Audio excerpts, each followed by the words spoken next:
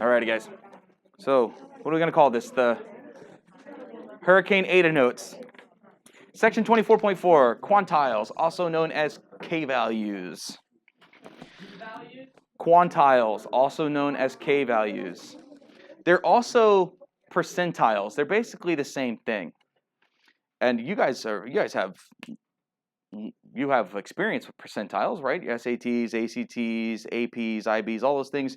A lot of those things are done by percentiles, right? Yeah. Well, a quantile is an unknown percentile, basically, is what it is. So what we've been doing for the last couple lessons is figuring out probabilities on the normal distribution that something lands to the left or right of a known value. But anything in math that can be done can be undone or could be done in reverse. So there should be a way for me to be able to tell you the probability that somebody lands to the left of an unknown value, and you tell me what the unknown value is. And that's what we're doing today. These are known as quantiles or k-values. So in our previous lessons, we were using normal distribution. This word too isn't supposed to be there. And a given x value to calculate probabilities. Sometimes we know the probabilities, but we do not know the corresponding x value. This number is known as a k-value or a quantile. To calculate quantiles, we have to use the inverse normal function on our calculators. Now, this thing here is for the older calculators. Any one of the newest versions of the calculators won't have this problem, but I will teach as though we all have the same calculator. Be careful. The inverse normal function on our calculator, the old calculators, only calculates less than or equal to. It only goes left.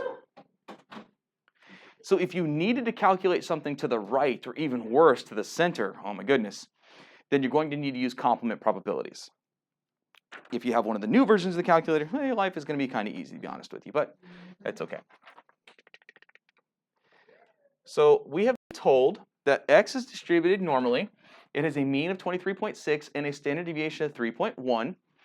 We have to find the unknown k-value so that the probability that x falls to the left of that k is about 0.95. So what does that look like as a distribution? Remember, drawing the distributions will often give you points. So let's just go ahead and do this. That is at 23.6. And that 2 looks like a 1. Let's see if I can fix that. And that's because my computer is lagging because I'm doing too many things for it at once. There we go, 23.6.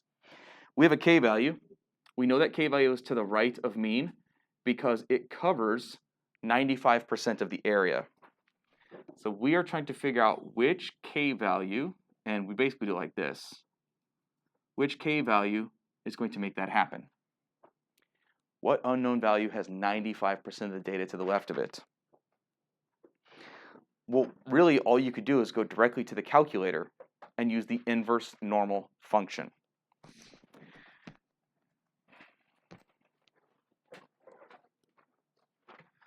And since we are going to the left, we don't even need to use the complement. We just go the probability that x is less than k equals 0.95, therefore k equals. So you go second vars, and we are using inverse normal. So command 3, inverse normal. Notice, please, it defaults to the standard inverse normal with 0 as the mean and 1 as the standard deviation. Of course, we're going to change that. The area is the probability, 0.95, because remember, probability is the area under the curve. So 0.95, our mean is 23.6, and our sigma is 3.1. Those of you with the older operating system, you do not have this command that says tail, left, center, or right. Yours automatically goes left. So I am also going to use only the left command.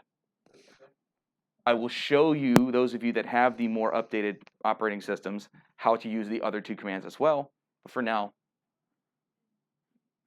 we just go left.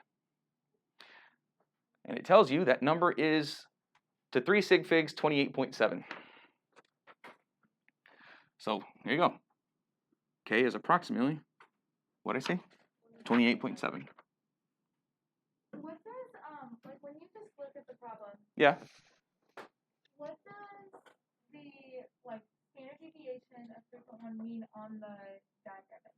The standard deviation of 3.1 means if I went up 3.1 and down 3.1 from 23.6, that tells me I've covered up roughly 68% of the data. So 3.1 would put me at 26.7, and the other one would be at 20.5. So between the numbers 20.5 and 26.7, you should find roughly 68% of the total data. Because 68, because one standard deviation up and one standard deviation down is historically 34%. It's like 34 and change. That's why we say it's roughly 68. Because remember, the next one is, was it 13.5 is the next one? Is its roundabout-ish number. So it goes 34, then like 13.5, then there's like another 1.3 or something like that. Yeah, it's a small number. It's a small number. But we do know that the 34 on both sides is a pretty big deal. 68% of the data.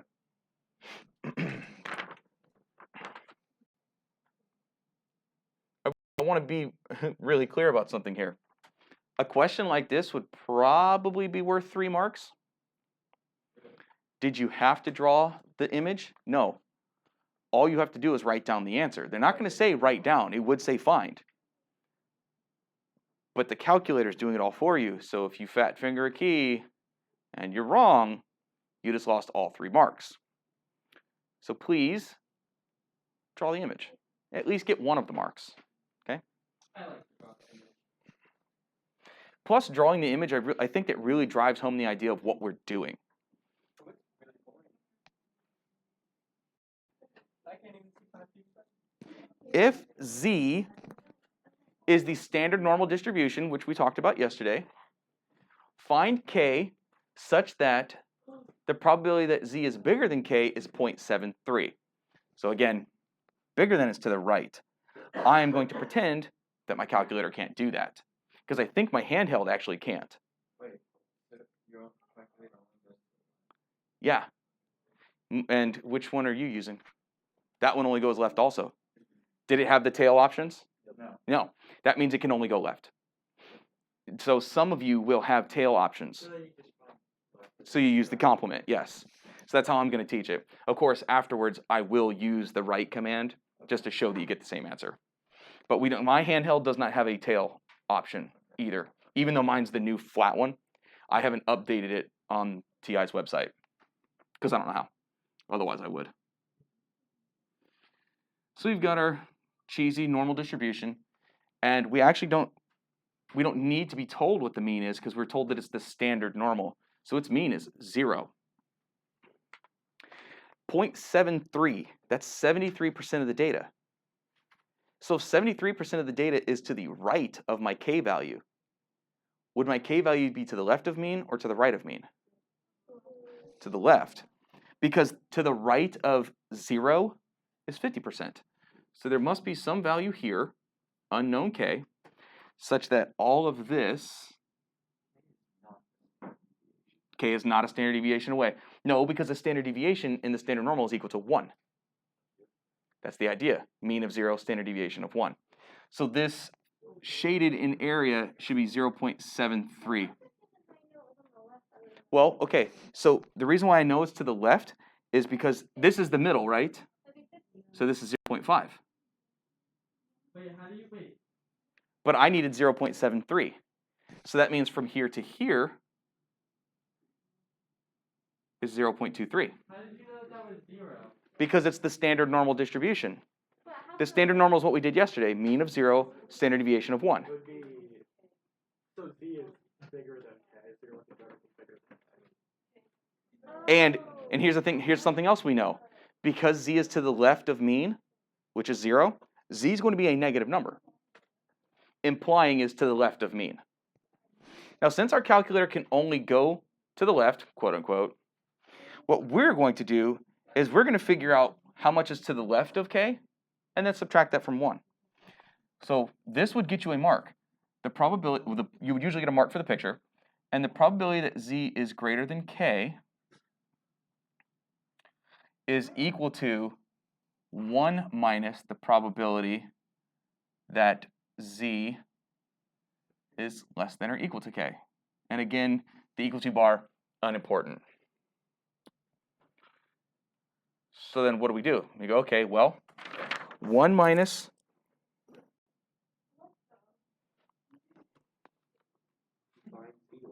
you okay? I was gonna say something like Kennedy, and then I realized. Yeah, but then she realized she was stupid.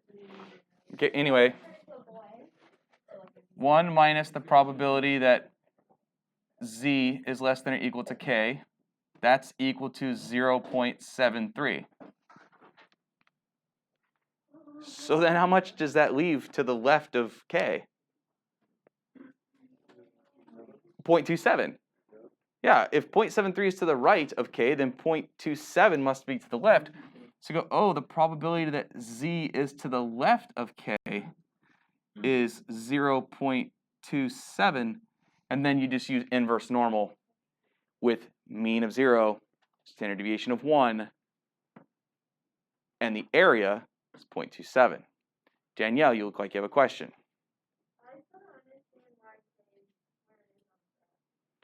You don't understand why it's to the left of mean? Okay, so I'm saying that there's 70, let's pretend there's 100 people. What's in the middle? 50, so there's 50 to the right of the middle, correct? There's 50 to the right of the middle, right? So I'm saying there is 73 people to the right of a number. Well, that number had to be smaller than middle then, because there's 50 of it to the right of the mean. Is that better? Okay. You sounded like you were asking a question as well, Alberto. It's something. You can please ask it though. I'm sorry? Why is it always 0? Because it's the standard normal. If it didn't say standard normal, then we couldn't say the mean was 0. Okay. So the moment you see standard normal, Meaning 0, 1. 0 and 1 is the standard deviation, yes. So we know that we are less than a standard deviation below mean. We know that, but we do know we're below mean, yes? How would you do this for the people who don't have fewer operating systems? That's what I'm doing. Okay. Yeah, I'm only going left. I'm pretending I can't go to the right. Okay. So I'm going to go to my calculator now. Yeah. Just ask how you put it in the calculator. Yeah, so we do second vars, inverse normal again. The area that we're hunting down is 0.27 because that is what's to the left of what we're looking at. And this is the standard normal, so mean of 0, standard deviation of 1. And you see how it says left? So we just go, yeah. Your calculator wouldn't say left. And you just get, Oh, and if we. and you hit enter. Blink. There you go.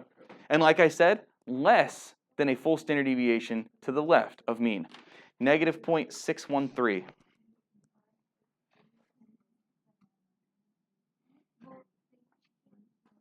Now, my people to the right, my people that have the ability to go to the right, don't worry, I'm going to come back here. Second vars, inverse normal, 0.73.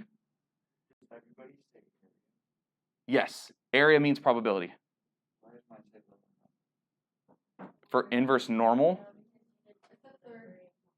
you did normal. It's supposed to be inverse normal. Inverse normal 3. Yeah, I did inverse. Anyway, I'm just going to hit to the right. I'd have to look at his calculator. And you see it's going to give us the same answer.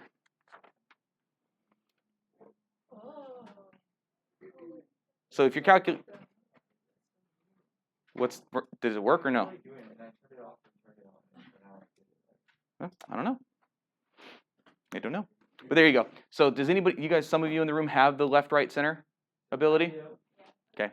I'm going to be real with you. That center ability, oh man, does that make life easy? Yeah, it does.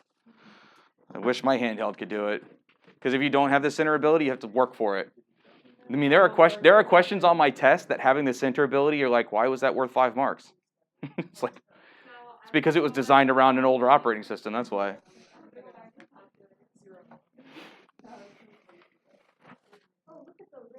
And then this is it for the notes for today, guys.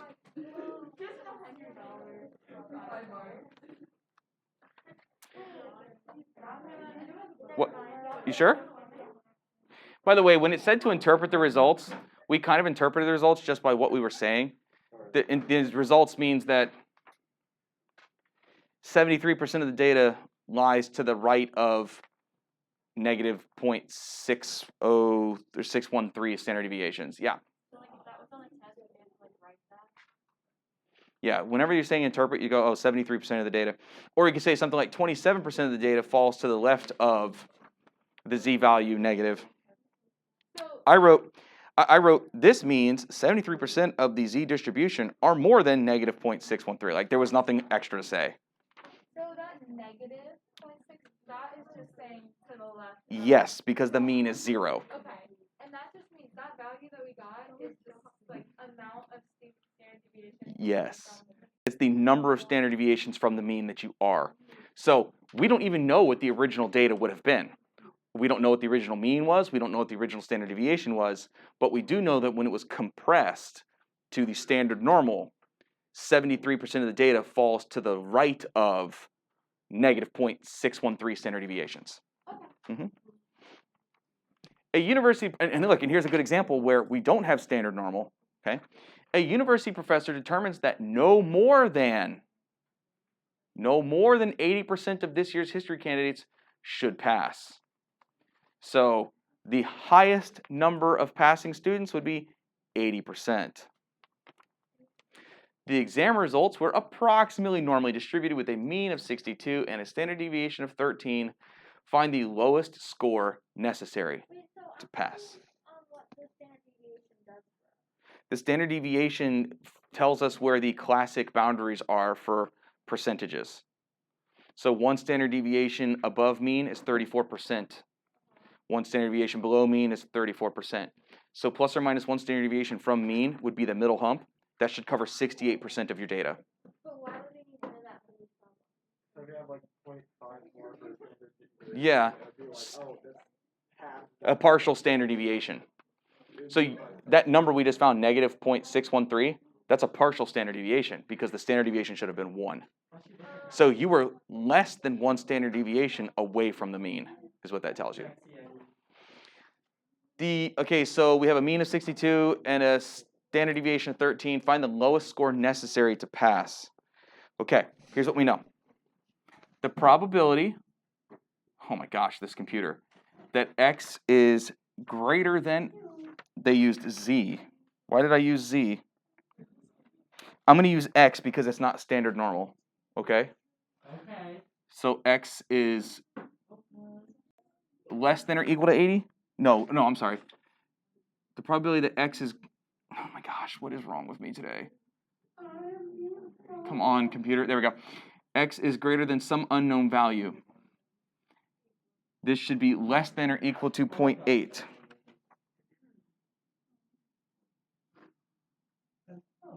wait, would that be a less than or greater than or equal to? Well, it says a university professor determines that no more than 80%. So what we're actually trying to figure out is what that k value is, because then we can work with less than equal to type stuff. Okay? Because here's the thing. We don't deal with normal PDF. So when you say 80%, you're talking about 80% was less than a value. So it was adding up all the possibilities to the less than it. Okay. Professor determines that no more than 80% should pass. Wait, why is it x? Wait, I don't know. No more than 80% should pass. Why did I set it up as greater than? I'm trying to remember why I did it. Hold on a second.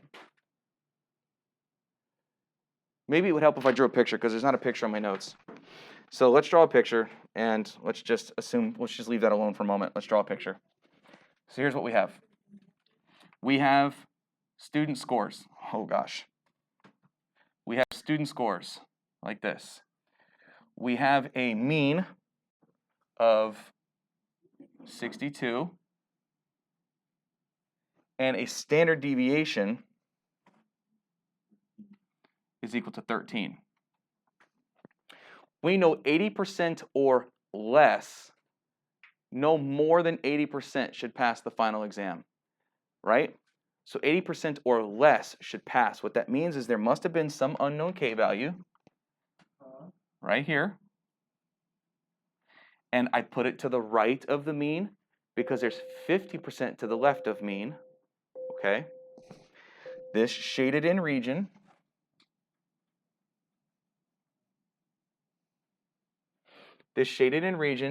is 0.8.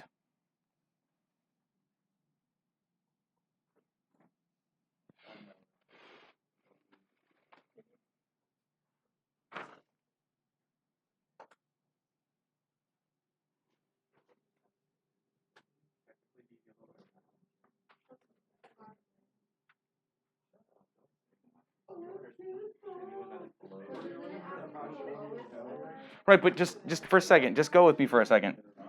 Just shh. If it says no more than 80%, that means 80% or less, correct? No more than 80% should pass the final. That means 20% of people who were below the standard deviation of the mean did not pass.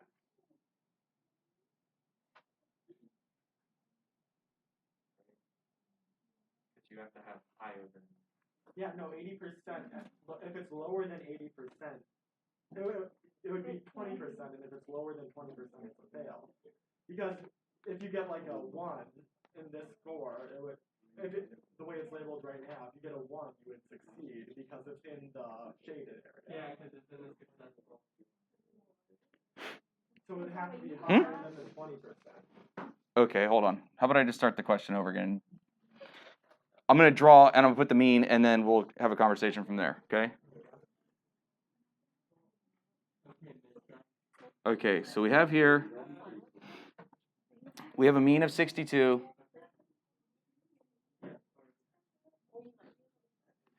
Okay, that's why, okay, because I was looking at to the left, which would be failing, quote unquote. That's why, okay, I got you. Whoops. Sorry, yeah, I was looking at failures for some reason. I was just being a pessimist. Sorry, my bizzle.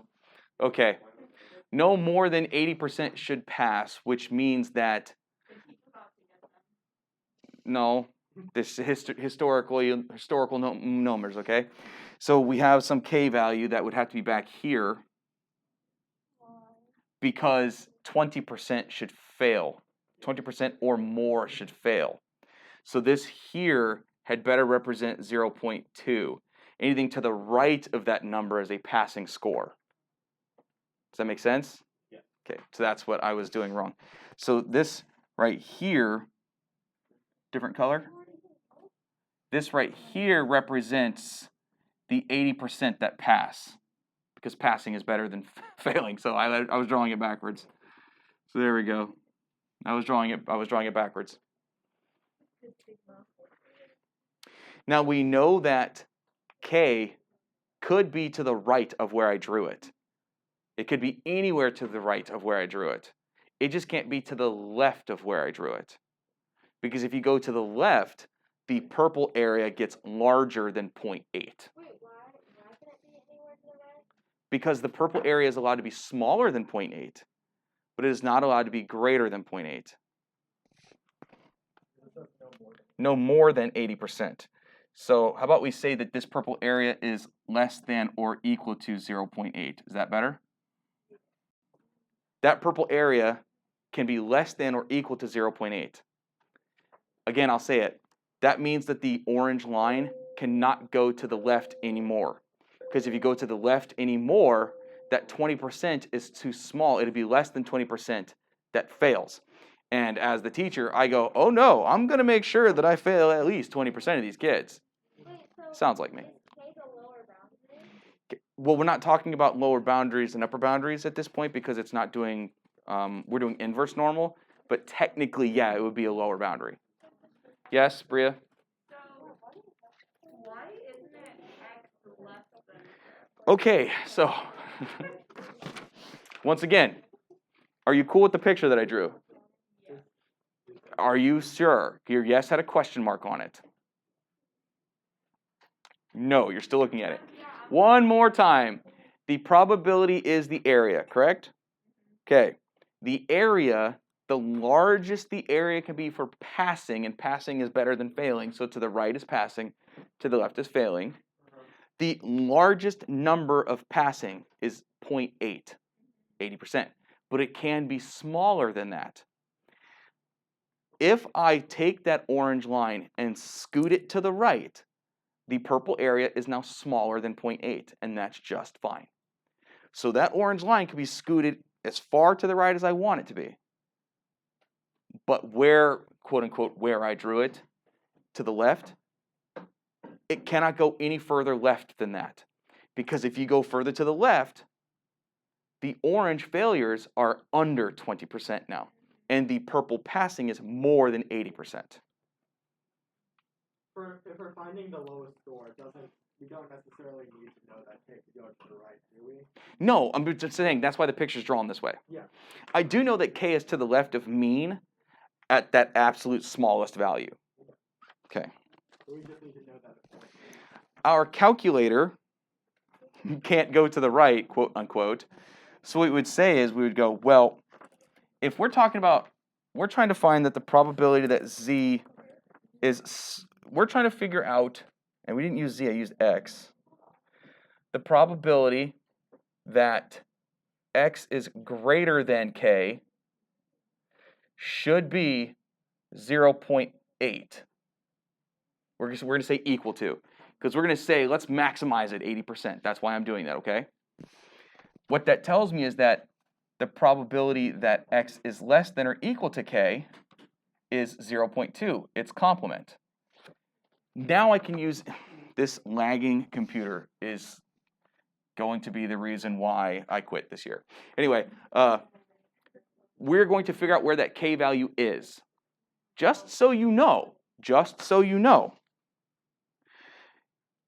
if you don't change the mean and standard deviation, if you leave it as, help me, if you leave it as 0 and 1, that would be the results if you were working with standard normal.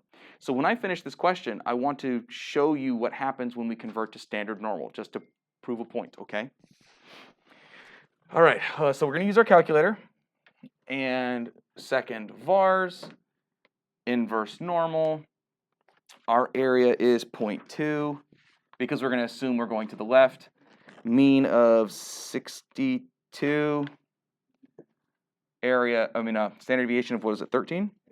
Yeah, 13. Inverse, okay, so because we're talking about normal CDF, it's the C means it's adding all of them up anyway. So the less than or equal to stuff is handled. So you don't have to. I'm changing it back to left because that's what everybody's calculator can do. And we find out that that number is a 51.1. The 3 sig figs. So K is about 51.1. Our textbook rounded to the nearest whole number. So the minimum pass rate, minimum is a 52%. Why is the area? Is he really going to ask me why it's 0.8 again? Wait, so negative 52, they pass?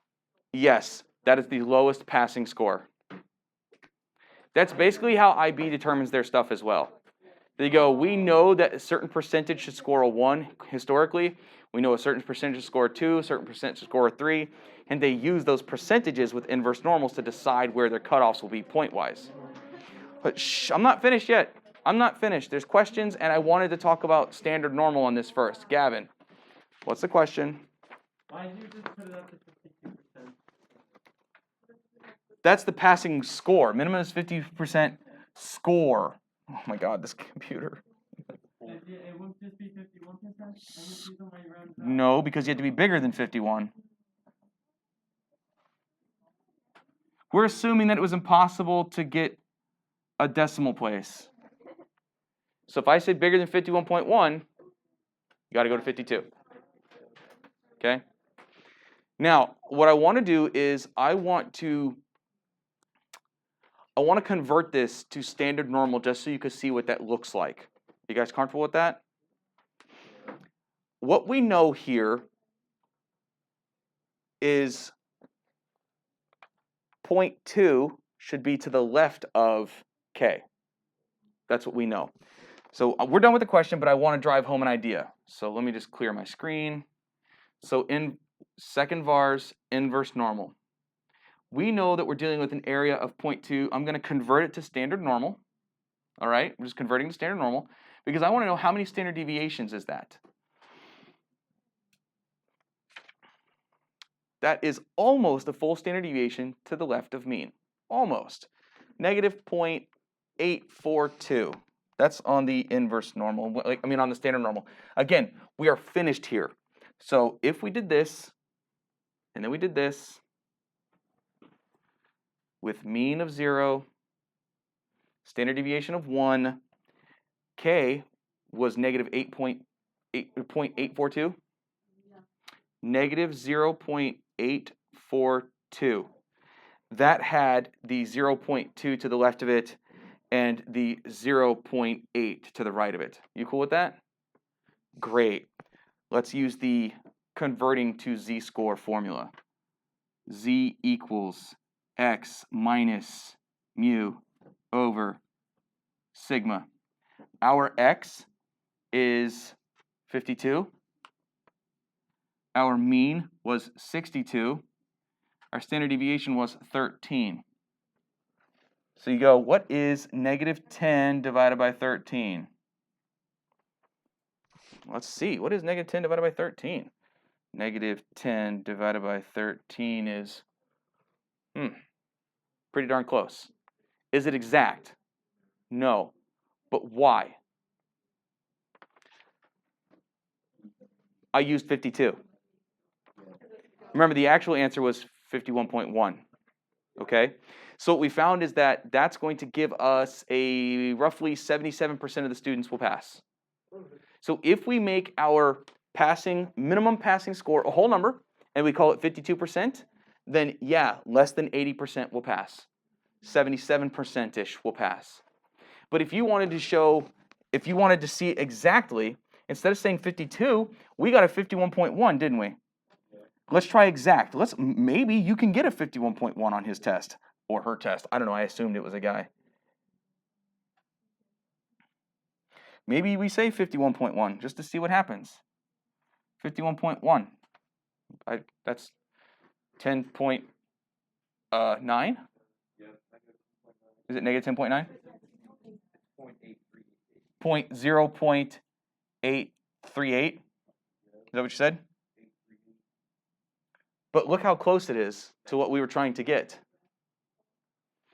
So I'm just showing you that when you convert things to standard normal, the numbers are still going to match probability-wise. So you could use this as a teacher. You could convert it to standard normal, or you don't have to, and you can do this. But I was just demonstrating. We were finished when we got to the 52% was a passing score. But I was trying to demonstrate that negative 0.838 standard deviations would give you the same score. You had a hand that went up. No, I actually just answered it. Okay, I was just trying to demonstrate that it would do the same thing. Yeah, I thought that negative 838 meant 83%. Oh yeah, no, that's standard deviations from mean, below mean. So still, I'm less than a full standard deviation below mean. I just wanted you guys to see the conversion and see that it still works. And that's going to do it.